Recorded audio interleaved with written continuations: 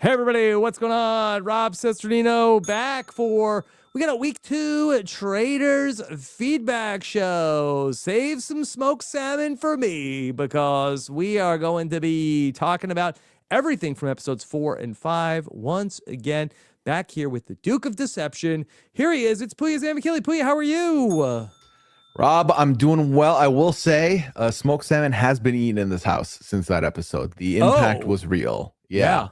People are very into the smoked salmon. Everybody's coming like, what? No smoked salmon? Mm-hmm. Which, after you and I talked about the breakfast not hitting, now I'm like, well, I need to know what's up with the smoked salmon. I still think it's just a good source of protein, and that's really what they're going for. Yeah, but that's it. Yeah. All right. Anyway, so we got such a great reception to everything that we did after the episode. Looking forward to doing it again. Thursday night, we'll be live after the 1 hour episode. We went 3 hours, 2 hours, 1 hour, and now we will settle into 1 hour episodes the rest of the way. Pooya and I will be live on Thursday night. Hope you can join us then. But if not, of course, if you're subscribed to the podcast, Rob's Podcast, WeKnowTraitors.com, you will get it all. Plus, I did all of the exit interviews as well after the last episode, so be sure to check those out the rest of the way. Very excited to get the chance to talk to everybody as they come out of the game. And Pooya, I went back this morning. I was excited to talk to you. I went back, I watched the episodes again, and so excited to talk about everything as we get ready for another week. Well, out the gate, did anything stick out to you that you may have missed the first episode, or any observations for us? The Colton thing is just so interesting to me. And I know we talked about it a little bit the other night, but coming into the Danielle episode, it's really like that after Donna Kelsey goes out, Colton just has like an awakening where he says in the confessional, the morning of the Tiffany vote, he's like, I was born to do this. Like, I don't know necessarily, like, I wish that in any area of my life that I just had unlimited confidence for something where he just like becomes like, I might be the best person to ever do this ever. And I am so good at it. I got Donna Kelsey. I'm going, listen, I'm playing a bigger game than I thought I was going. I didn't want to do this, but I have to because I'm so good at it. Yeah, I think it's a combination of hubris and the taste of blood. Getting traitor on the tongue was too tasty to not want to do again. Yeah. And even at the end of the episode, there's that conversation that Colton has with Jam Jam is there, Dorinda is there, Rob R is there. And he's like, and for the record, he is right about Lisa. So I don't want to say like, okay, he's a dummy and he doesn't know anything. We know he's not as smart as Tiffany, as was explained on the episode. So he does have something. Like he is able now. Maybe if you take unlimited shots, you are eventually going to hit Traitors. That could be a thing. But he just is so confident. It really is remarkable. And he's right about Lisa, and he picks up on, like, I sit next to her at breakfast, she's over the top, and she's wearing sunglasses, and that was the thing about Donna Kelsey, where Donna Kelsey starts wearing sunglasses in the castle, and we're like, that's weird. And so I really don't know the reason as to why Lisa is wearing sunglasses in the castle. It's not a thing where, like, if you're in the World Series of Poker, I don't want people to have my eyes darting around. We've heard Big Brother players talk about this, where the lights are too bright in the castle. So I'm not sure the reasons why Lisa is wearing sunglasses in the castle, but maybe it's a coincidence because Donna did that. Okay, now he's looking at Lisa, and that's been the tip off. So he is right about that. But the way that he talks about Lisa, he's like, listen, I know Lisa, she would be playing at my speed. She would be right there with me, shooting traitors left and right if she wasn't a traitor herself. And so he's just like so confident in his abilities as the self-appointed traitor hunter. Like, it is very interesting to watch. It's fascinating for sure, and we do see this brand of player come in at least once a season to a degree, where you have someone who is a faithful, who is unapologetically a faithful, spitting in the face of a traitor because they're here to, we're not here to deal with that at all. And also will just push their theories out as matter of facts and then get a little bit in your face about how stupid you look as a traitor that he is suspected. We saw him try this with Tiffany, didn't quite work. But now he's looking at Lisa, which is not a bad call at all, mind you. He also in the midst of all this, did the same thing with Rappaport. And we saw how that House of Cards went down. So it's interesting because then I would say that he is hitting, a 50%, right? Yeah. He's 2 of 4. Yes. So, yeah. Yeah, and the Michael exit is so interesting because of everything else that was part of it, where I think a lot of people noticed online that did Michael Rappaport just get voted out of the Traitors for being annoying? And is this the first time ever that that's happened? But I said Michael Rappaport is holding the faithful back. That's why he should get voted out. Colton seemed very confident Michael Rappaport is a traitor. And then after everything that happened, obviously a lot of emotion went into that. But there wasn't even a pause of like, oh yeah, I was not right. You saw Jam Jam even saying like, oh, this is not good. I thought Michael was a traitor. Where Colton doesn't even take it like, he doesn't even have pause, like going right into next target as the de facto traitor hunter. And I do think that it is interesting where we talk about this more in Big Brother, where you have somebody like Zach in Big Brother. If I may talk Big Brother for a second, Zach in Big Brother 27 comes in and people are like, wow, this guy doesn't really know the show, but he is incredibly popular in the house. And guess what? He's not, unless he has like a power and he doesn't use it on himself, like this guy's not going anywhere. And he's probably going to win the game unless he does something totally stupid. How is this even possible? I think you see that also in Colton, where that this is just somebody who is really championed in the castle. People really love being around this guy for the most part. And I think that there's a mentality also in the castle of the people who are good in the missions. This is a cast that really values strength in the missions. They're doing great. They're over $100,000 in the missions. I watched the official Traitors podcast, Boston Rob and Bob the Drag Queen, talking about like we weren't even close, bro, on the money at this point. And you have these captains where going back to the very first mission where the people that were like, okay, I'm the captain of this boat, I'm the captain of this boat. And I think it's really Colton, Natalie, Rob R, Steven. Even when Steven came up in the turret of should we murder Steven, you heard Rob R say, no, we need him for the missions. Monet, I think, was also part of this, but they did ultimately part with Monet. So there is a mentality of, hey, the people who are putting money into the pot, these are also like the performance in the challenges in a very Big Brother easy allegory. The people who are performing in the challenges, I think, are also the people that have the most social status in the castle. And the people that are underperforming in the challenges, Donna, Michael, Ron, as with the exception of some of the housewives that they're just sort of like, okay, Candace is loved, Dorinda is loved, Lisa is loved, but unless you're like, okay, I'm a housewife, I don't have to do good in the challenges. I think that those people who are not the challenge performers are a little bit ostracized, and the people who are really putting money into the pot in this group, not every Traitor season, but in this group, I think have a lot of status in the castle. I think it's because they found each other relatively quickly. At least that's how it looks like from the outside for me. And also, it just feels unfaithful like to take out somebody who is increasing the pot. Even if you're a traitor, you want that pot to be as big as possible for you to loot at the end. So you do want to keep the faithful that are helping in that way. And I talked about this extensively. I made a longer post on Chat BCC this week about exactly what you said. You brought up Zach from Big Brother. Players who will start at a spot where it's like, oh, this is very favorable for them. They might not be the best player here. They are equipped and ready to go long into this game just by base of who they are and the cast they're put into. I feel similarly about Colton. He was placed in this cast, bit of a social butterfly, clearly has a lot of people going to bat for him, a lot of people that he's working with.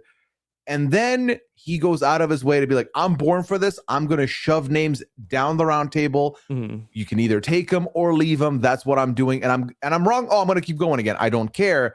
And that's why I'm frustrated, because I do feel like a lot of these other people that you're mentioning, that are physically fit, that are going for these missions, let's say a Natalie Anderson, for example, I feel like is playing it perfectly in the spot she's in right now.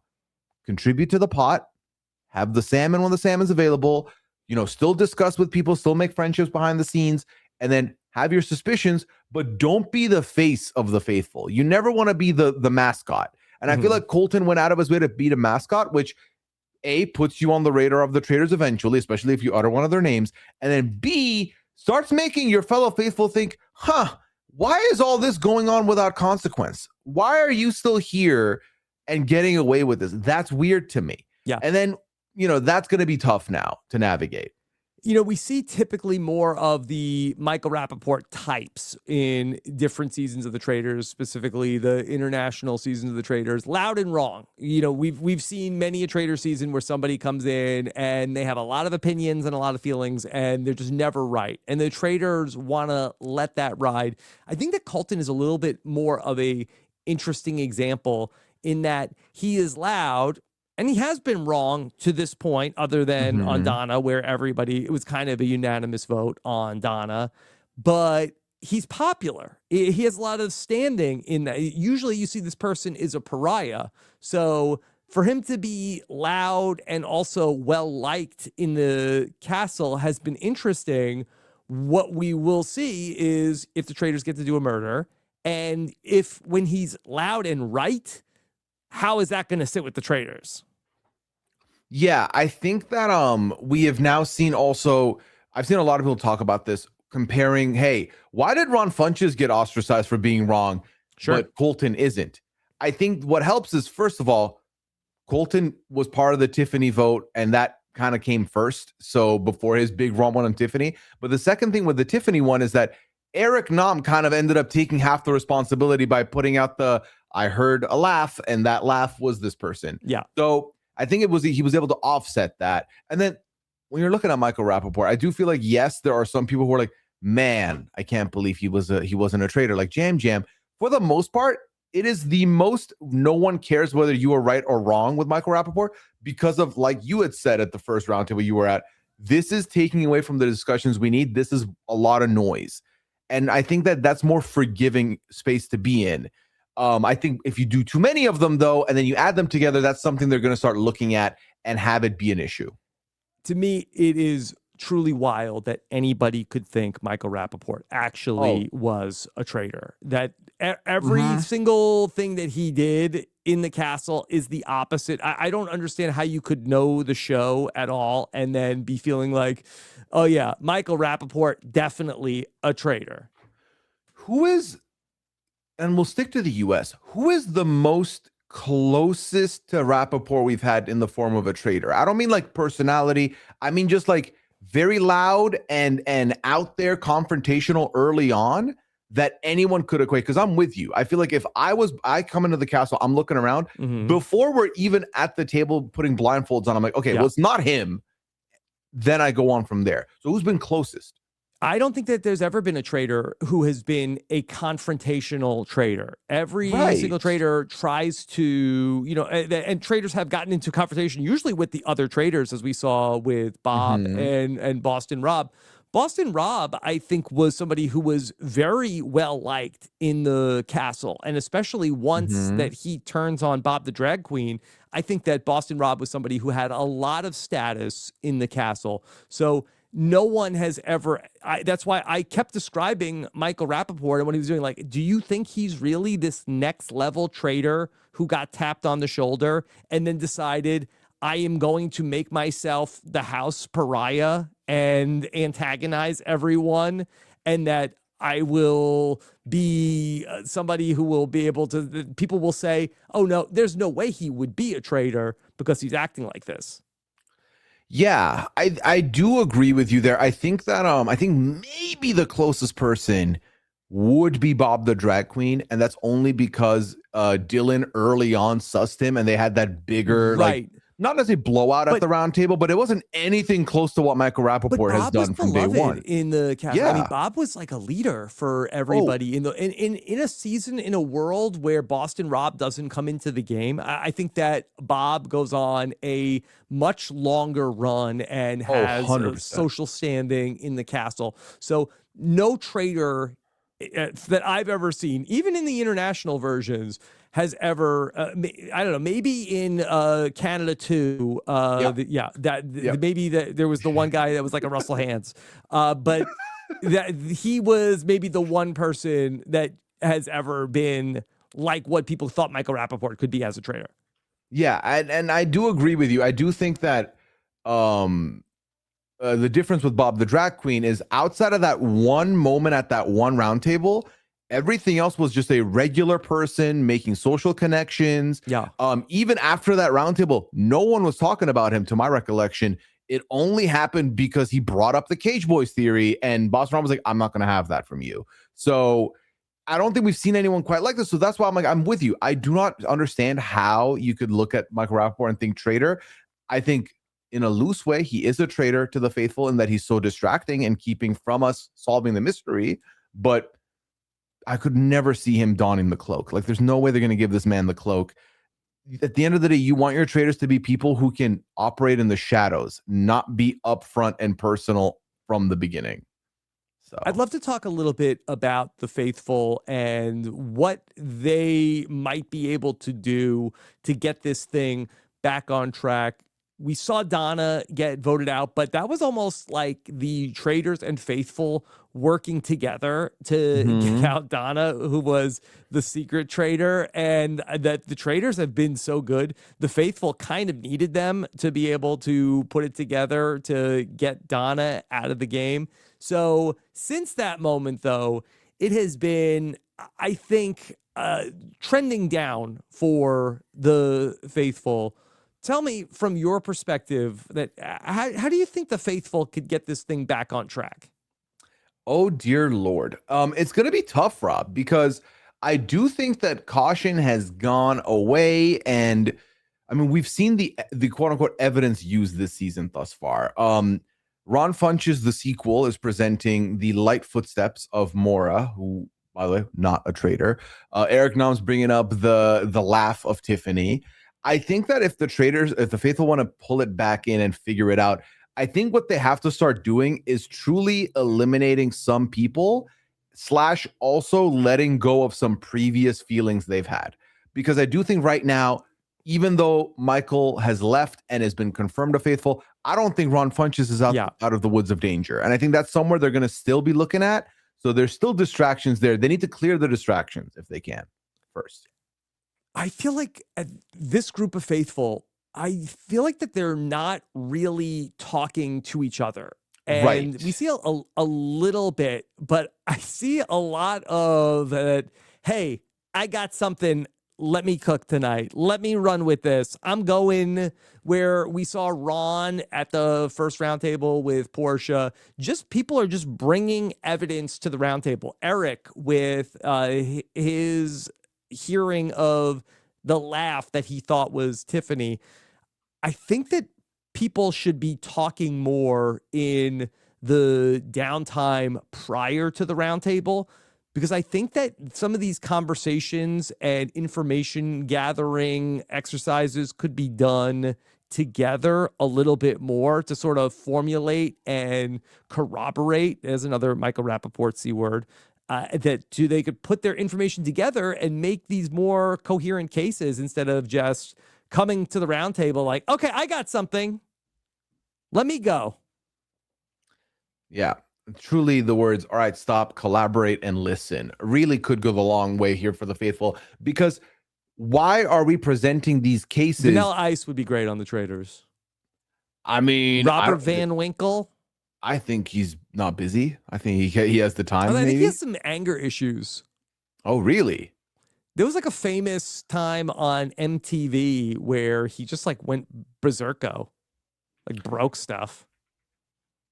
Maybe he's reformed now. Isn't he? Doesn't he do Doesn't he do, what's it called? Doesn't it like a home improvement show, or was that like way older? Does Vanilla Ice do a home improvement show? I thought so. Wasn't he like doing like woodworking or stuff? I don't know. Woodworking? I don't know. I thought so. Wood baby. I don't know. Haven't kept up with him. Yeah, but hey, a good candidate, as Rob put up. Yeah, I think that there needs to be more conversation. But you know what? His name is also Rob. That Rob V. Was that what he would go by at the castle? Hey, so far, looks like the Traitors castle has not missed with Rob. I think that Vanilla Ice also rocked overalls with no shirt, I believe, also back in the day. Okay, it's kind of freaking me out now. It's a little too parallel. What similarities do you and Vanilla Ice have, Rob, as Robs? Both are long past our prime. Wow. Okay. We're gonna lie on this podcast. I see. That's what we're gonna do. Cool. All right. Both, maybe had from a bygone era. How old is Vanilla Ice? I mean, we're spending way too much time on Ice Ice Baby, but I think 1991, I think, is when that was topping the charts. I wasn't even born yet. Cool.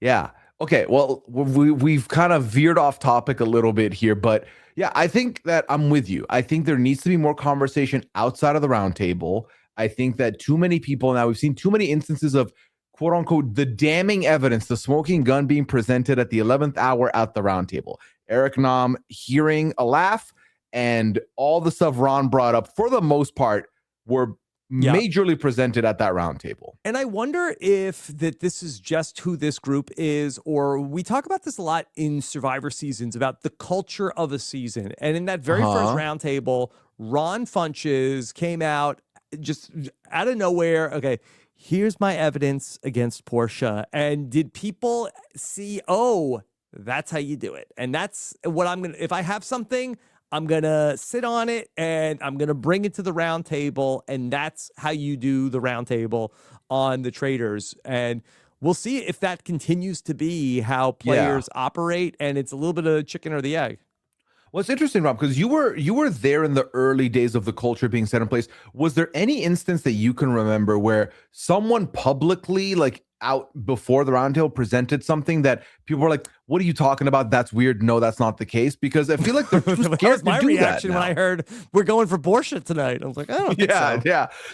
I don't, because whatever's happened, it has made people be a little fearful to publicly say something. They didn't tell anybody else that. I think I might have been the only other person they told about the idea of going after Portia. Well, do you think the worry is that you will have someone confront you? Because we did see the whole like Portia, Candace, Michael Rappaport blow up that happened early on. Do you think that was something that spooked people in like saying stuff before the roundtable in worries that they were going to be under scrutiny? They don't want to deal with maybe the thought is just, well, I don't want them to know what's coming, so they can't prepare a defense for it. I think they can explain themselves in front of the group. Yeah. I do think, we've seen examples of this in many a season where if you give a traitor or even a faithful heads up, they will mount a defense and probably get to work way before you, and you come to the round table in a worse spot than you started with. But I think that for the faithful in general, if their objective is to get a traitor out, I agree they need to have more of the conversations beforehand. If their objective is to just get one vote further, keep doing what you're doing, because you're doing fine. You're still there. So it's a bit of a tough tightrope to walk, and it comes down to what your motivations are. But again, I just don't think, and maybe the show never will show us this, and by the show, I don't mean like specifically the Traitors US, just the franchises in general. I feel like they're never going to show you the angle of the faithful game being an individualistic game where you're just trying to make it to the final five to have a chance at winning. It's always going to be seen as a collective versus the Traitors.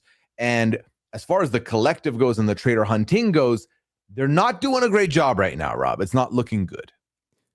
Pooya, we invited the audience to write in questions on social media, and we got some great questions from the listeners. So where do you want to go? What do you want to talk about?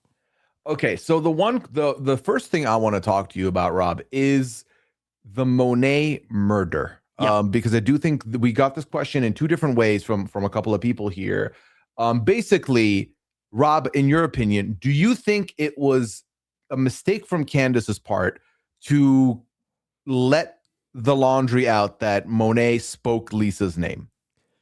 So I think that what has been an interesting phenomenon here through 5 episodes of The Traitors season 4 is the amount of loyalty that we have seen in terms of the Traitors and how much that they have had each other's backs, where in other seasons we have not seen this undying loyalty to the other Traitors in the turret. Often that there's one of the Traitors that people are like, I can't work with this person, they're a loose cannon, I'd love to get them out of here and get somebody I can work with in here. And so the Traitors often are thinking about, okay, well, what would be a better turret for me?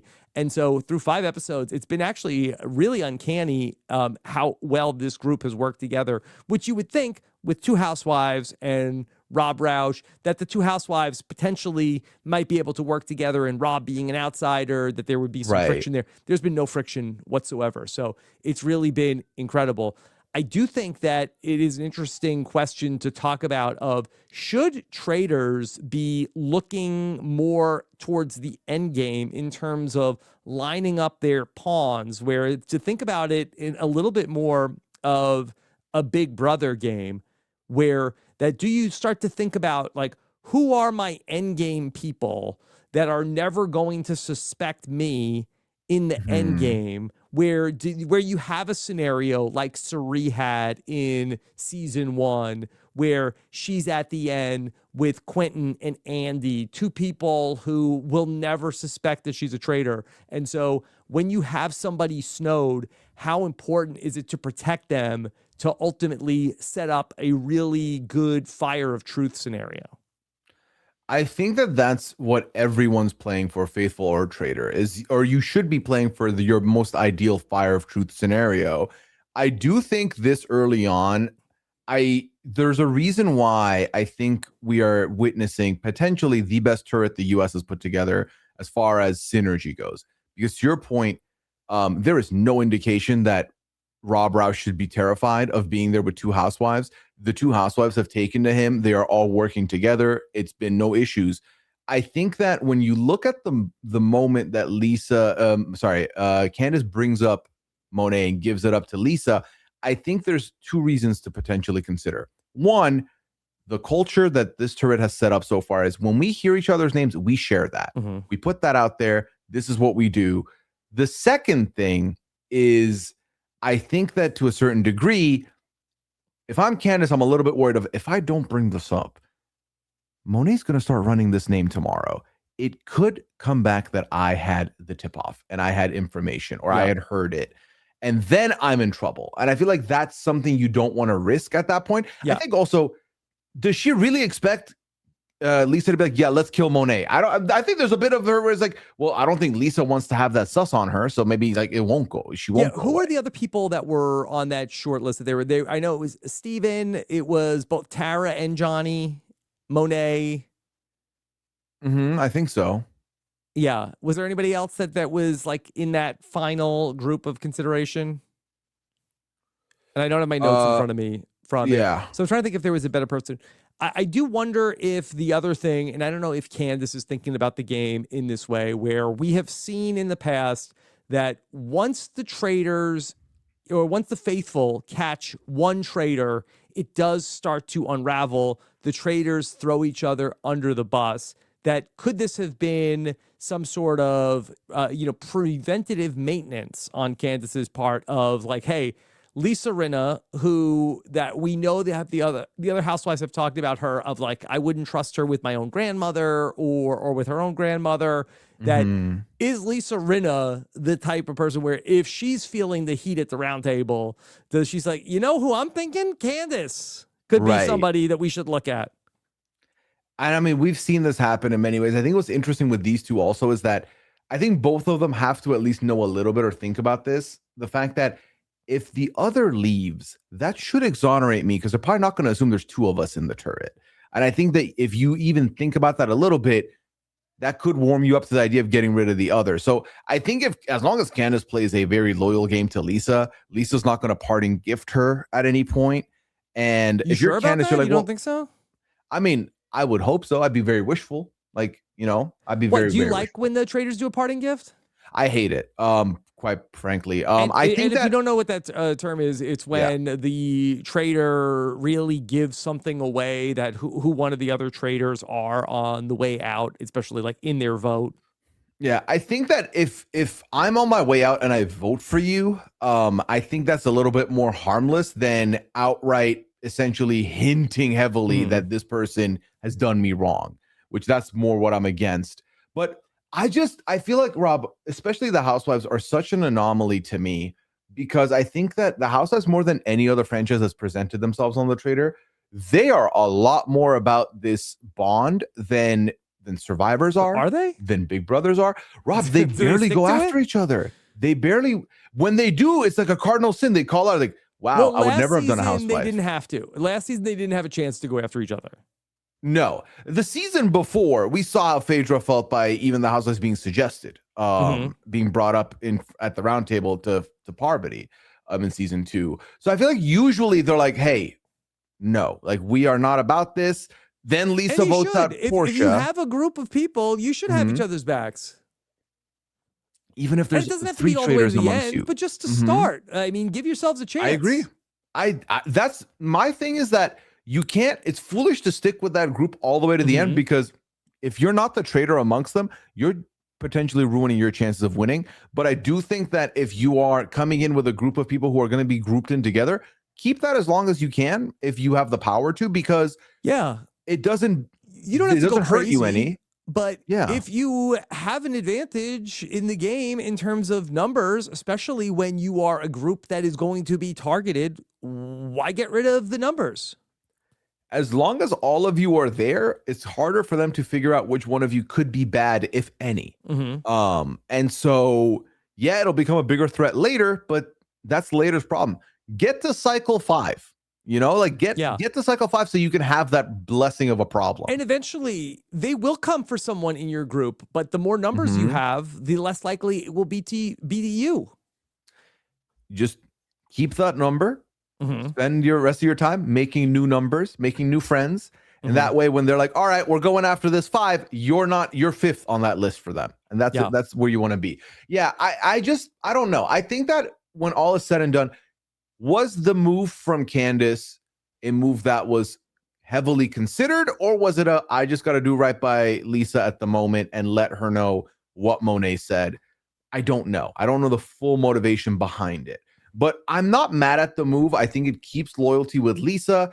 Now, especially, maybe it's results oriented, Rob, but Lisa's name is going to come up more around the castle. So I think she's ultimately found herself to be in a favorable spot with everybody. Yeah, Candace I don't has. think it was super calculated on Candace's part, but I don't know if that's necessarily how Candace plays the game. I think that Candace is a little bit more of that she thinks of something and she just does it or says it. And she has good instincts for the most part. But I think that it was probably more of a team focused choice than a individual focused choice.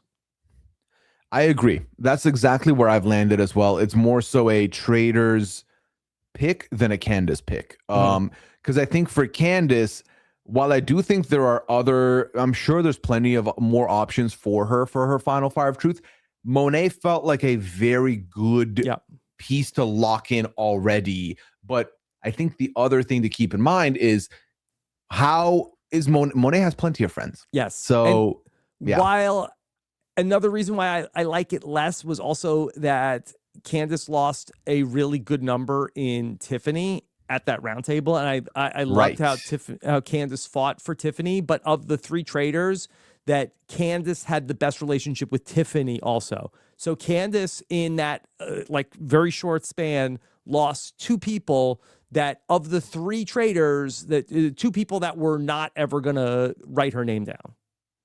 Yeah. And I mean, especially then when because if we're looking at our power ranking for the Traitors, I've said Rob Roush number 1, Candace right behind number 2, bit of a drop off Lisa. And I think Rob Roush has maintained all his connections, right? He has Maura, locked in, easy. He's clearly making inroads with Natalie. He's clearly making inroads with, the other quote unquote hunks around the castle. Meanwhile, I think Candace has lost a few numbers, and potentially if Lisa is someone they're looking at now next, Yeah. I think Candace could find herself in still a great position, mind you, but with maybe some less allies getting to a final fire of truth could be the problem. Yeah. The good news is I don't see Rob feeding her to the wolves. So at least the traitor side of things, she's locked in, but I think you got to lock in a couple other faithful. So I think she's capable of making new faithful friends. But losing 2 back-to-back like that could be tough. If we were going to go around the circle, and we don't necessarily need to do this, I'm trying to think of the people who Lisa has as her fire of truth, final people, the people who are feeling very close to her.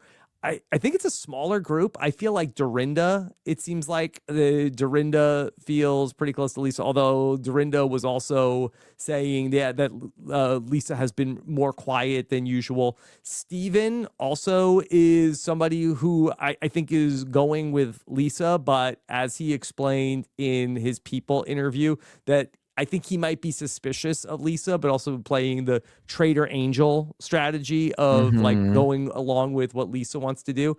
But outside of that, I don't know if there's anybody else that is feeling especially close to Lisa. I would say that maybe Johnny Weir is somebody who also could be in that camp, where is the closest to Lisa of the 3 traitors. Yeah, Johnny is someone who's still a bit of a question mark to me. Yeah. I think Candace, actually, to go back to Candace has Tara Lipinski locked in. And then I think to a little bit of a degree, Johnny. So she has options. They all the traders have done really well of finding some parachutes and some allies in this game. It's just at some point this game will become a little bit of a chess of, hey, we're not going after each other, but I'm going to try and like on the slide knock 1 or 2 of these person's pieces out from under them. So I think that's what we got to look at. Rob, I want to quickly, and I don't think this was a question even in the forum, but I have to talk to you about it. I have to revisit this. We have now seen more of Dorinda through 5 episodes. I can't get over what you told me about sharing how Dorinda is a more calm Dorinda. Yeah. This is a very Dorinda was having Ron Funches basically attack her and still maintained her cool. This is a new Dorinda we're seeing. Do you think there's a world where Dorinda gets hard cleared as a faithful at some point? Boston Rob was talking about Dorinda and how he couldn't believe that nobody was even checking Dorinda here. But Dorinda, I think from my time at the castle, I think people felt so good about Dorinda, like, oh, this is such a nice story that you came back. And she really was so night and day from what we saw from her in season 3, where she seemed very confrontational, even at the reunion when her and Bob, the drag queen, had words, that she just was so chill and relaxed that I think people felt very comfortable with Dorinda. Like, she's not bothering anybody. And maybe we'll see the old Dorinda come back at some point. But to this point, I think that people have just been, very charmed by her. I think that the minute one of the traitors gets unveiled and is a housewife, I think Dorinda's hard cleared. Especially with the energy she's been portraying. I don't see why they would go against her. She's done nothing really to harm herself there. Which brings me to the next question, Rob. It really is such a big help for if whatever housewife goes out first. I feel like that the second housewife is going to get such a big boost out of that, to be able to say, okay, we figured out who the housewife was. And I think that they will be able to benefit so much from that. It's such a big advantage for the second traitor housewife who is left in the turret. Yeah, it's interesting because unlike when they do put 2 traitors from the CBS world, it'll usually be one from Big Brother, one from Survivor. So even if you get a Survivor out, and it tends to be a man and a woman. Last season we did have 2, a man and a woman from Survivor, but you had Suri and Cody and yes, Dan picked Parvati, but Parvati and Dan, and so not only a Big Brother and a Survivor, but also a man and a woman. Yeah, so I think that this is a very different bit of, again, the reshifting the meta. Love it, because They You have should to. keep him guessing. They should keep him guessing. Yeah. Um, Rob, a question we got asked in that I'm very curious to hear your thoughts on, and I also have my own thoughts on. Do you find it beneficial to be suspicious as a faithful? And if so, why? Is it beneficial to be suspicious as a faithful? Yeah, I think there's a fine line between suspicion and also you have to trust people. And I Hmm. think that you want to just be building your case. I think that you should be suspicious of everything, but not necessarily show it. Yeah, I think the more and more I'm watching the Traitors and now getting to having heard your unique journey, this faithful game intrigues the hell out of me because I do think that there are merits to being suspicious, but I think if it veers too into side, like too into like Mhm. negative, I think it'll cloud your mind Yeah. completely and it'll prevent you from playing any game, quite Well, frankly. I talked about this in some of the preseason things. One of the first clips that they had of me was I said that I think you need to be Goldilocks and you need to not be too hot, not be too cold, and not be too faithful and not be too sketchy. Ultimately, I was much more worried about coming off sketchy and getting banished, and I ended up being too faithful. And, Hmm. I think that it was a good thing and a bad thing of I don't think anybody really was suspicious of me, which made me like a juicy target to be murdered. And unfortunately, I think you need to have a little bit of heat on you where I think look at Michael Rappaport, look at Ron, look at Jam Jam, where people are saying their names and the trader's like, oh, no. You can't kill that person because look at them. Look, they're going to get banished. We don't want to kill them. Yeah, it's such Goldilocks is a great analogy for it because I do think it's like doing a tightrope act on the thinnest rope possible where Yeah. you really have to line your shot perfectly, and even then you could get punished for it for being a little too clear to this one Yeah. person's eyes and too guilty to the other person's And eyes. I thought mistakenly, bad job by me. I thought that I was going to come into a castle where I think that people were going to be looking at me as somebody that was going to go out at the round table. But by proxy, I kind of like, I was talking a lot because I felt like I want to be a little dirty. I want to have a little bit of people like giving me the side eye of, but do you think that he might be a traitor? And I thought that that would protect me a little bit from the Hmm. traitors. So I kind of, yes, I was overly chatty, but it ended up not working out the way that I thought it would. I think the problem is that I think everything you were doing on a different season could exactly give you what you were looking for. I think the issue is you just It's a had crazy game. yep, you had some way louder faithful Hmm. that were being way more suspicious than you Yeah. were. So that really caused it to not go that direction. Yep. And maybe in season 2 or season 3, what I was doing might have worked better, but it was season 4. Yeah. So Rob, speaking of faithfuls and flying too close to the sun to get banished, Hmm. we do see Michael leave this Yep. cycle.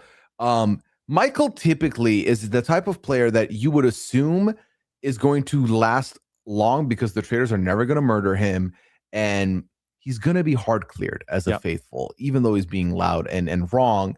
Were you surprised that he left as early as he did? Because I was manifesting it, but I certainly was like, all right, just put him into Chalk Pick episode 8. Like, he's not going anywhere. So Michael is the profile of a player that they either go out at the first round table or they last a long time. So it was Mm, sort of like a little bit of a first that he ends up going out here in the middle, where that I'm thinking of some of the international seasons of like not to do too many spoilers of Australia season 2, of hmm. course, Annabelle season. There's somebody like that in Canada too.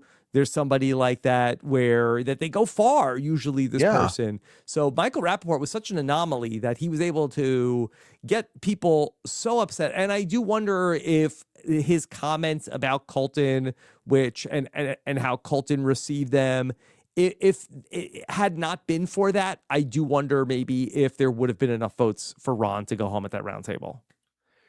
Yeah, because I do think the latter part of this person's question is, could that, if it's the latter, could that result in more faithfuls purposefully banishing bad faithfuls rather than traitors? And I think that to this day, it's still a taboo subject to even say something like that. But it was something that was on my mind quite a bit, where Yeah.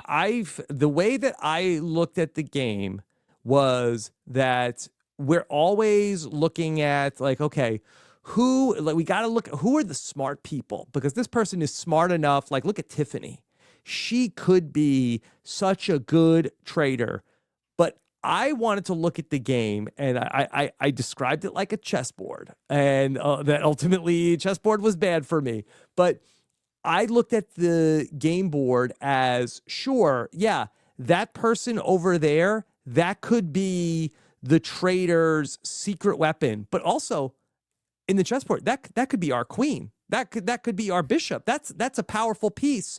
Yeah, we might catch a traitor, or we might be throwing away one of our good pieces. But what if we went for some of the people that are either a traitor that's hiding exceptionally well, or a person who's a bad faithful? That either that's a person we're never going to suspect, or a person who's not adding. Either we got one of them, or we threw away one of our pawns. Who cares? They're not helping us anyway. So I felt like that there was a win-win to try to find ways to go after players who were bad faithfuls, either in the case of Michael Rappaport, who were distractions, or faithfuls who were sort of like the patsies that the traitors love to drag to the end because they have no idea what's going on. I absolutely love that, because I do think, I think the chess analogy works quite well, in fact, because as long as you keep your more powerful pieces, you can't go wrong if you are playing a faithful first game anyway, or you're playing a selfish individual game where you're trying to get the final five just to stand a chance to win the money. Even then, getting rid of the bad faithful is not a punishment to you, really, because you still get to have all the information from the other faithfuls that are contributing, and you get to get all the noise or silence out of the room, the bodies out of the room that might not even be helping you get there. And in the event that you do snipe a sleeper agent traitor, that's not a bad shout either.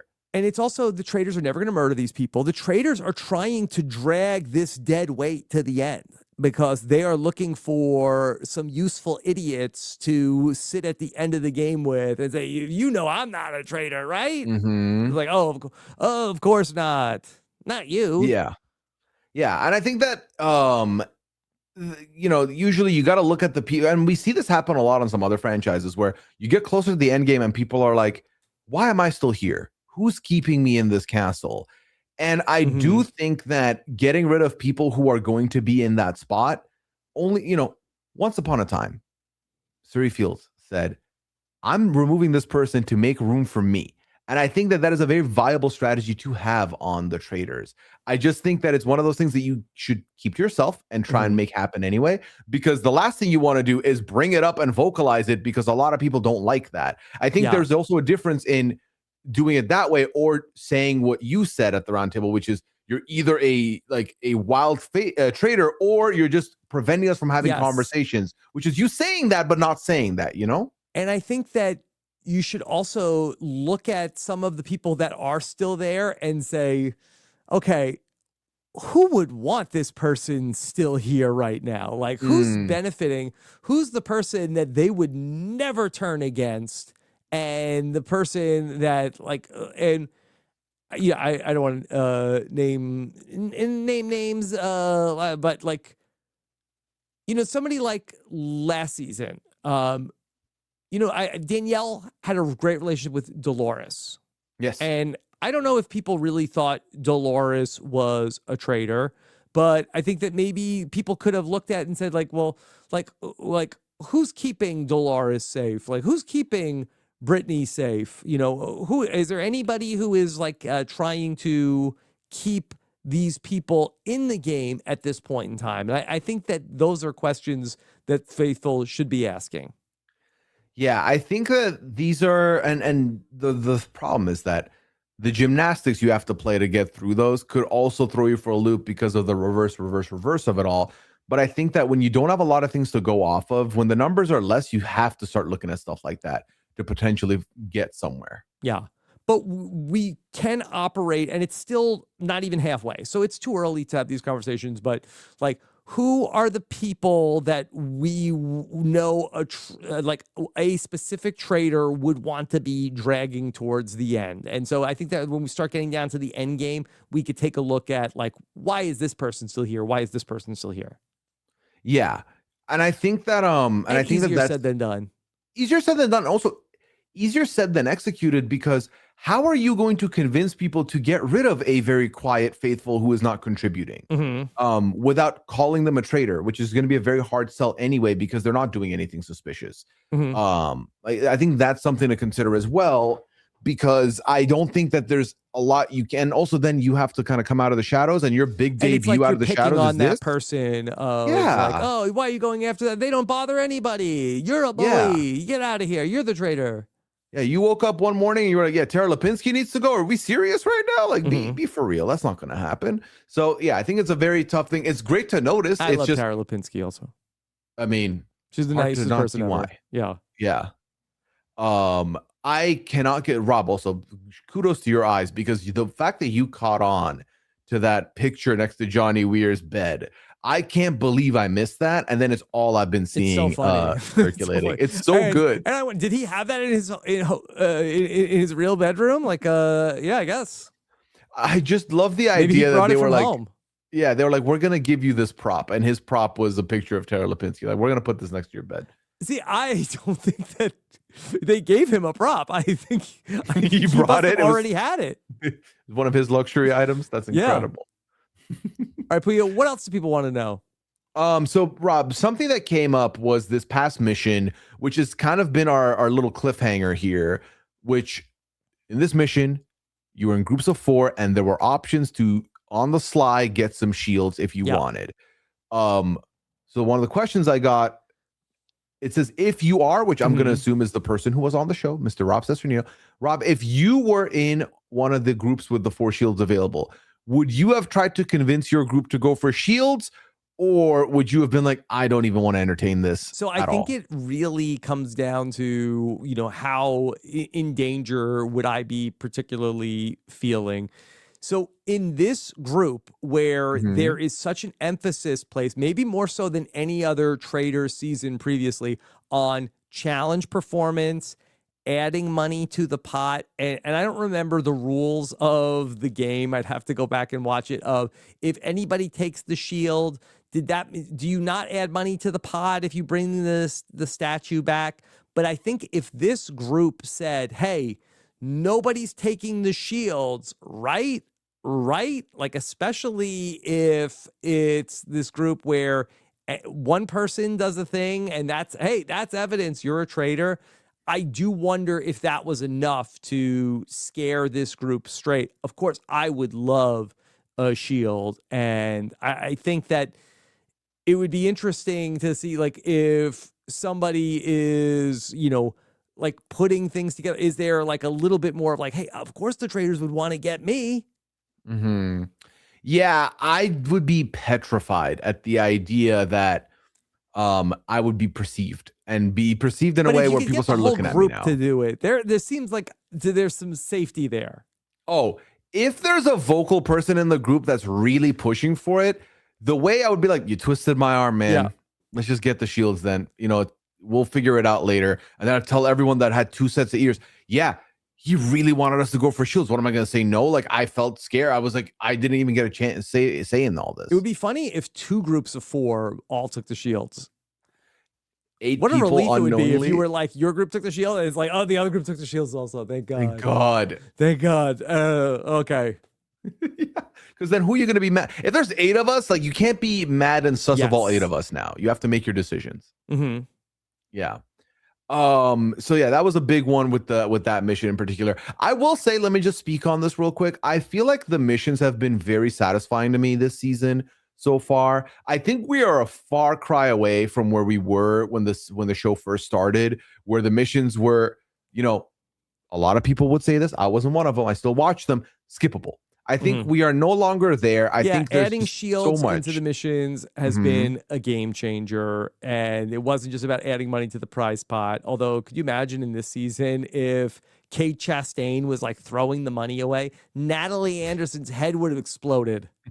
Someone would be suplexing somebody for sure. Yeah, I feel like I remember season 2 there was like very limited shields available. I do think that having, you know, I'm not mad at hey, you whittled it down to 10 people are in danger. Yeah. That's fine. It's when the short list is like 4 people where I'm against it. That's too little of a group. So I think that that's been fun also, is Yeah. seeing a lot more avenues for safety. More shields, I think, leads to a more exciting game because I think that the more active players are going to try to engineer to get the shields. I was a little bit on the fence in terms of the first mission, in terms of the players taking out the person who would then not have a shield. But I felt like that in watching it again, it was interesting in that they took out a lot of the people that, okay, we know, I think this was actually pretty smart, that the players were like, okay, we know they're not going to kill Michael Rappaport. You know, and even at the end, it's like, okay, we know they're not going to kill Jam Jam because his name is being floated out there, even though Jam Jam was very upset about this. We know they're not going to kill Ron. I don't know if I said Ron already, but it seemed like that they were throwing people out that, okay, that these people are going to come up at the round table. They are probably unlikely targets that the Traitors would kill. Yeah, I think that that's been a very fascinating thing throughout the franchises, is watching them justify who to put on the short list, because they're Mm-hmm. not going to get murdered, so it doesn't matter. Just Yeah. fill a spot, sit And there. I will say, I would not have been one of the people pushing the spears. And I do feel like that this backfired for Monet, where Monet took the spear and said Tiffany. And then you had that very funny scene where Tiffany is like, what'd you say? I forget exactly. And then she's like, on guard. And she's like, Monet. And it was because Monet was the person who used the spear to take Tiffany out of the game. So I probably would not have volunteered to be the name caller because I probably would not Same. have wanted the payback. Absolutely. I wouldn't want any part of this because of that same reason. Although I will say, if they didn't hear exactly who did it and they just knew the group, you still have a chance of getting punished for it. Sure. But I'm with you. I don't want to yell anybody's name out negatively. I think Tiffany heard Monet because Yeah. she went back and said Monet. Yeah, and everyone heard Michael Rappaport yell out Tara's name. Tara! So, yeah, I think that with missions, as long as I'm not seen, I am happy. I think that if there's a way to get a shield on the sly, I'm always going to be an advocate for that, because why not? Yeah. But But also, can I also say that Yeah. going back to the mission in the chariots, where Colton also sat down in the chariot, and I was like, I don't want to do this. I don't want to be a pariah. And Colton, there was no loss of social standing for Colton to have sat in the Yeah. in the chariot. So no, he got no smoke. if All Ron the did smoke. that, could you imagine? Oh, if Ron did that banishment that night, I don't care if anyone else's name is coming up. I think that also what was interesting to me is that, and obviously this had to do more so with the fact that Michael Rappaport, for some reason, of all of the opportunities to get safety, was like, no, but Jam Jam's coin should have been up for debate, and Jam Jam got all the smoke. But also, I think Jam Jam made the mistake of taking out Mora, which was one of his allies, Yeah. and taking her seat. And that I was reading the closed captioning. I thought that was interesting that when Jam Jam started to cry, that Mora was like, "Oh, he's fake crying," which I think that was up for debate after that other conversation that he had with Michael Rappaport. Yeah, They were very close. I do wonder if that impacted the relationship after Jam Jam took her shield from the first couple of days. I really thought that Mora and Jam Jam were incredibly close. And I really can't tell from the show, but I don't think I've seen a ton of interaction. I did think that was interesting that she was very quick to say he's fake crying when he cried after the mission. Yeah, look, I don't know if they end up patching things up or where the relationship goes I don't from think he's where really we are. crying. What was the award show that Maura was at recently? Was it the She was Golden at the Globes? Golden Globes. Yeah. Yeah. I saw her do an interview with somebody who was bringing up stuff from, at that point, we had only seen the first 3 episodes, right? So they were asking her about that, and she brought up how it still felt irritating to her what happened months ago in those chariots. So I do. I couldn't believe that it happened. I really Yeah. was, and I think we talked about this in the deep dive when he did that. I was like, oh, no way, that's his friend. Like this is a fake fight. I don't think that he really would do that to her. And so, yeah, he really wanted a shield. Yeah. Is there something to be said about looking, because like you thought Jam Jam was a traitor during your time at that point, right? That made me think more think that he was a traitor. Yeah. But we've he also called his tonight shot that day. He said, I'm really scared. I need a shield. I was like, I think you're all right. That he was like, no, if I see a shield, I'm going for it. And then the fact that he did that, I was like, okay, this is all very calculated. Of that he called his shot, and then he did it, and like, oh, and he really kicked Mara off to do that. Like he wouldn't do that unless he was really the traitor and that you could keep her safe. Well, it's interesting because now I'm of two minds because of what we talked about earlier about how, as a trader, you want to keep some of your faithful, like you want to keep your marinations close, right? So I'm like, if I'm watching it from a new lens now, does that make Jam Jam safe to me? Because in no way is a trader going to take away one of their chips so early over something so trivial as safety when they're safe. To me, I thought that Jam Jam was the type of player who was extra enough that I thought that he would be a trader who would be doing the most. And so I thought that he would be like a fake fight with another person who was his ally would not be beneath him and would probably be exactly the type of thing that he would do, and something he did do in Survivor 44. So I felt like that it was something that I definitely could have seen him doing. To his credit, that he has done enough things to sketch people out to make him think that he could be a traitor, which has kept him from being off of the murder shortlist for the traitors. And I want to talk about the short list of traitor suspects moving forward here, Rob, because we now, Michael Rappaport has left, who was a big shortlist person for a lot of people. Ron Funch is still alive, despite being under scrutiny from the Porsche banishment. One of the questions we had gotten was, do we think that the next person in line, now you and I are going to talk about the next episode, do we think that the next person in line to go out in the banishment is Ron or Lisa, which is more likely? And to me, I feel like Ron, if they get rid of Ron, they're just done with him more so than anything. I think that the Lisa evidence is going to be more compelling and more loud. And I think the Colton conversation is going to be loud and present as well. Now, if they murdered Colton, especially, I think Lisa's going to be under fire. Well, but if Colton's going to push her name, Rob.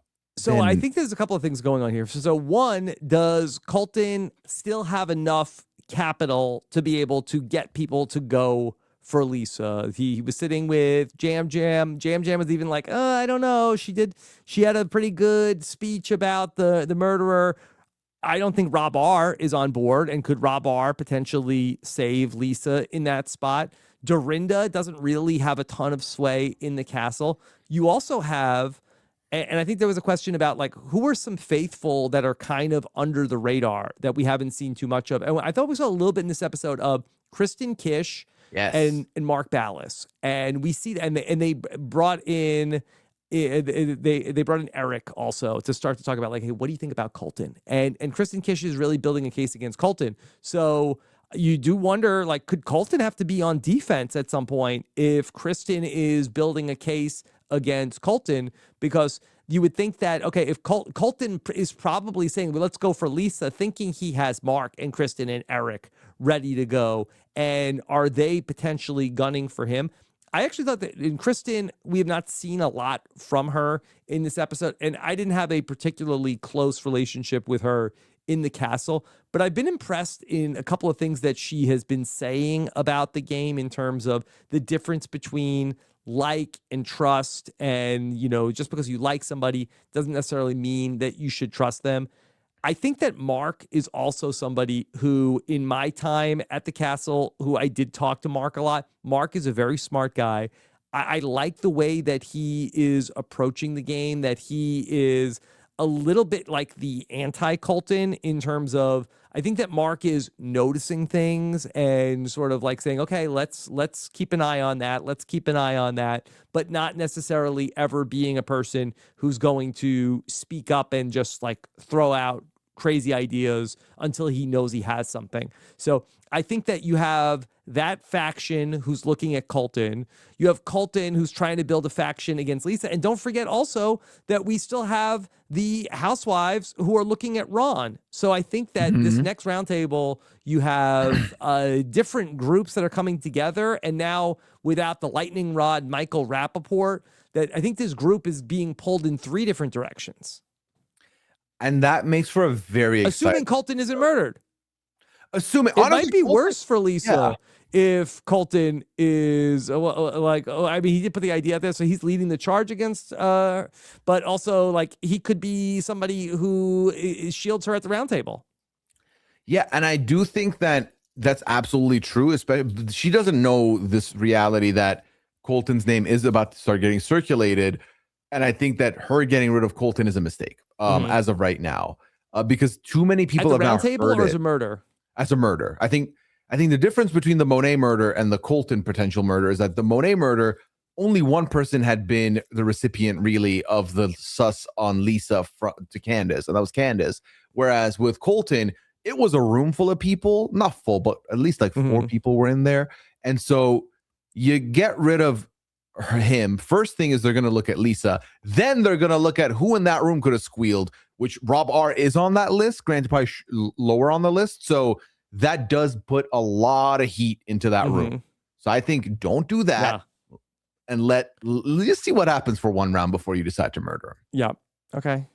Anything else on your mind before we head into Thursday's episode? I'm not going to lie to you, Rob. This was hype. This got me pumped proper for episode 6. Yeah. Okay, so Pooya and I will be back live Thursday night after the episode, and we are looking forward to everything that comes there. We're working on some fun feedback shows as well for during the in between episodes of 6, 7 coming up next week. So be on the lookout for that. So we're also having a lot of fun covering Beast games as well going on right now, and everything with the Survivor 50 preseason. Pooya, what else is coming up for you? Well, I will be talking the finale of Traitors UK this week, which has been a very fun ride. Myself and Annabelle will be talking about that. Me and Liana will be talking more things over on the lounge. And 90 Day Fiance, Rob, I'm talking about a very new cast of people on Before the 90 Day. We miss you over there, Rob. Maybe one day when your schedule gets lighter, we bring you back over to the voyage that is 90 Day for a little bit. Maybe one day. And I still want to do over on Patreon. Let's go through my Traitors notebook. Dump out my Traitors notebook. Yes. You and I have talked about a lot of potential plans for Traitors coverage and what we can do. And that's one of the ones I'm very excited about because I want to see what notes you took. Okay. All right. Yeah. Thank you all so much for joining us. I love to read your YouTube comments. Thanks for all the support that I've gotten in these last couple of weeks. Thank you. Take care. Have a good one. Bye. This is RHAP. We know reality TV.